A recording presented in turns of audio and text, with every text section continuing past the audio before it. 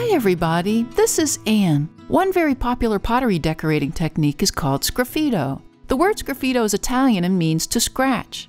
In pottery, it's the term we use when we carve patterns through layers of colored slips or underglazes.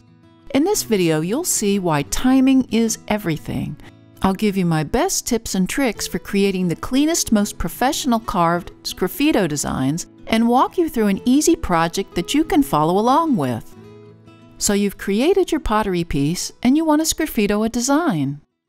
So my first tip is to do your carving on a stiff, leather-hard clay versus bone dry. You can tell the difference first by the color. The clay gets lighter as it dries. And second, by touch. You want the clay to be stiffened up but cool and a bit damp. And you'll see why in a minute. My second tip is to decide how you want to apply the color coating. One way to do it is by pouring it onto the surface and tilting the piece until you've covered the entire area. This may take a little practice, but only one coat is needed. The second way is to apply it by brushing 3 solid coats, letting them dry in between. A soft, wide fan brush is best for good coverage. If you take a look at them side by side, you can see that pouring has a smoother surface, but brushing dries faster and often retains the brush marks. Now here's a piece that I poured several hours ago that's still drying. In the top corner, the underglaze is still shiny, so I know it's too wet to carve, but it's almost ready to go. For the cleanest lines, carve on leather-hard clay right after the underglaze has lost its shine. And here's why. When I carve into the bone-dry clay, the dry clay is harder to cut into, so that often the underglaze will flake off or even chip away and appear messy.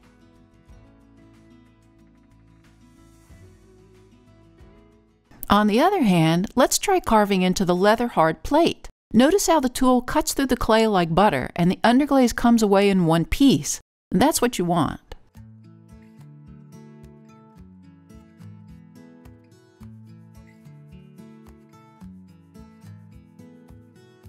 You really need to plan your designs before starting to carve. I like to start with drawings on paper first. Blocky, simple designs and shapes are my favorites, like this bird surrounded by leaves. They divide the surface area into positive and negative spaces. Now you need to decide which spaces you want to carve. There's no right or wrong way to do it. Well, here's one option where I carved more complicated line patterns into the positive spaces to highlight and pull them to the forefront. I left the background areas black with only a few detail marks. Here's another way to do it. I carved a tight pattern into the background, highlighting the birds and the leaves. Same design, but how I use the space can make a big difference. Once those samples were done, I decided to carve this more detailed piece. For beginners, I suggest keeping it simple for now. The more complicated carved lines you make, the more uneven surfaces you'll have to deal with cleaning up. The carved background on this piece took forever to even up the surfaces. Now let's talk about carving tools. There are a lot of options available for different jobs. I make a lot of fine line carvings, so the V and the U tips are my go-to tools. For cleaning up uneven surfaces, I use the paddle tools, needle tools, and even this wooden stick that I sanded a corner off of to shave down tight surfaces. I'll show you what I mean by cleaning up. Let's say I carve wide lines side by side. It's almost impossible to have an invisible seam between them. I can use this flat paddle tool to shave down the seam in between so it's invisible.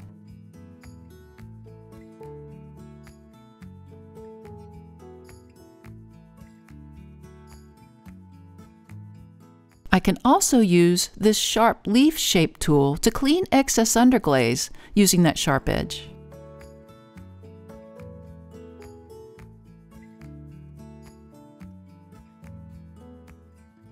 These gritty ball tools come in handy too for scratching through the underglaze. They don't carve as deeply, so you can get really fine lines, but they may leave burrs on the edges, which you can clean up at the bone-dry clay stage. These fine line carvers are my favorites, and as you saw before, they really go through clay like butter.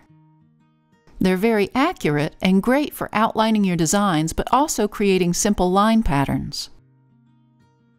You don't have to purchase expensive tools though. I love these wire cutters. This one you can cut fine lines with the corner of the tool,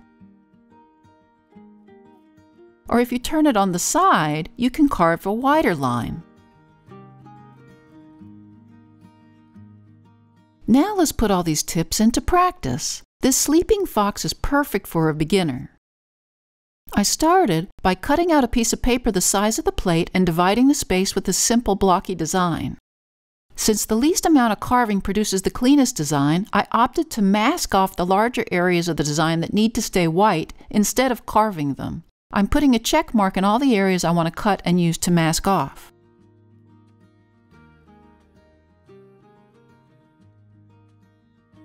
I cut out all the checked areas, trying to keep the rest of the paper design intact, as I'll use that as a placement template.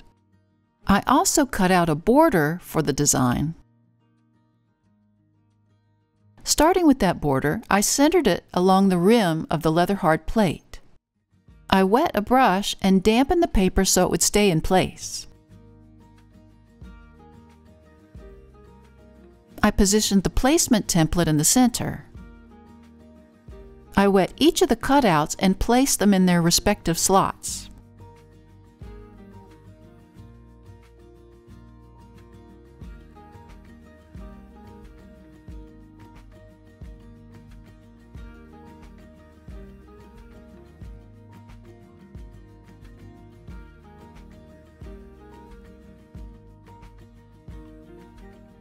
Using a wide, soft fan brush, I brushed 3 coats of the underglaze over the entire surface, letting each layer dry in between.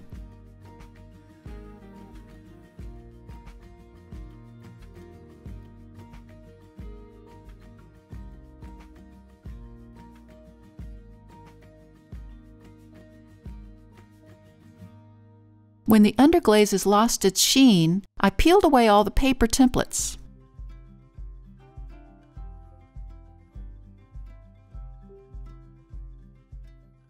I gently scraped away the underglaze that had leaked under the templates with that sharp leaf-shaped tool. I needed to draw the rest of the design. I replaced the original drawing over the surface and traced over the pencil lines.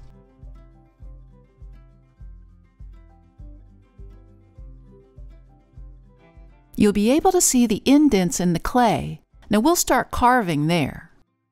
Using my fine line carver, I began making shallow cuts over the border lines. If your carving comes off in one long strand, you'll know your clay is the right consistency.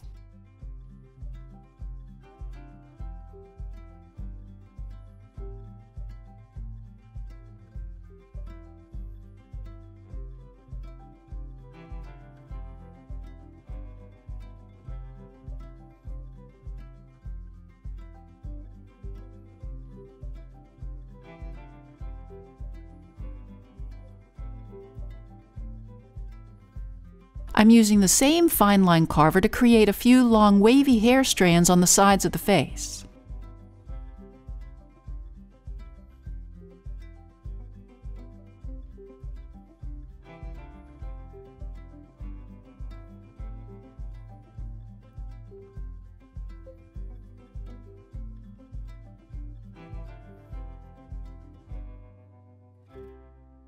For variety in the design, I changed from long lines to short, choppy marks down the center of the face. I want the tail to sweep across under his chin. To give that sweeping motion, I started with long, choppy lines extending from the farthest side of the head to the middle part of the tail. I then filled in the rest of that bottom area with more movement lines.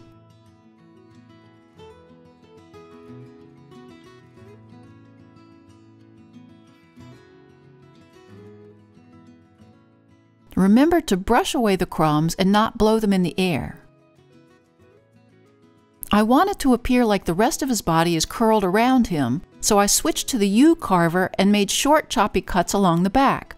The different shape of the cuts adds another layer of interest, and if I cut in a staggered pattern, that gives a sense of movement too. If you flatten out the tool while carving, you can get more of a horseshoe appearance or even a double line.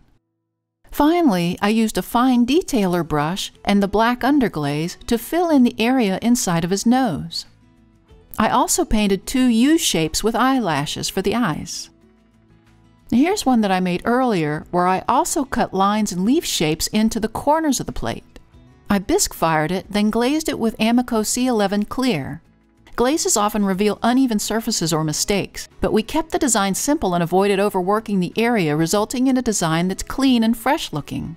This is a great starting point. As you continue to practice, you can begin to add more complicated strategies to achieve more complex designs. Thanks to the newest members of our Little Street Pottery Research Facility team. If you'd like to join the team and earn a title, click on the Super Thanks button or the link to buy me a coffee. It also really helps us out if you hit that like button and subscribe to our channel. See you next time in the studio.